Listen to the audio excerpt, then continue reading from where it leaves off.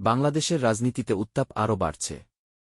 টকশোর মূল আলোচনায় তারেক রহমান অভিযোগ তুলেছেন, রাষ্ট্রপতিকে ঘিরে একটি সুপরিকল্পিত ষড়যন্ত্রের মাধ্যমে গুরুত্বপূর্ণ সিদ্ধান্তে জোরপূর্বক সেই আদায় করা হয়েছে। তারেক রহমানের বক্তব্যে দাবি করা হয়, এই প্রক্রিয়া ছিল সাংবিধানিক শিষ্টাচার বিরোধী এবং এর মাধ্যমে রাষ্ট্রীয় প্রতিষ্ঠানকে দুর্বল করা হয়েছে। তিনি বলেন, এমন চাপ প্রয়োগের রাজনীতি দেশকে গভীর অনিশ্চয়তার দিকে ঠেলে দিচ্ছে।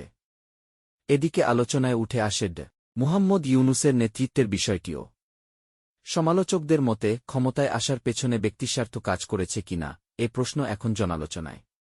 তারা দাবি করছেন, কিছু নীতিগত সিদ্ধান্ত দেশের অর্থনীতি ও শাসনব্যবস্থাকে ক্ষতিগ্রস্ত করেছে। টকশোর বিশ্লেষণে বলা হয়, অভিযোগগুলো সত্য হলে সাংবিধানিক জবাবদিহি জরুরি। রাষ্ট্রপতির ভূমিকা ও স্বাধীনতা স্পষ্ট করা প্রয়োজন। রাজনৈতিক বিরোধ নয়, প্রমাণভিত্তিক তদন্তই পারে আস্থা ফেরাতে।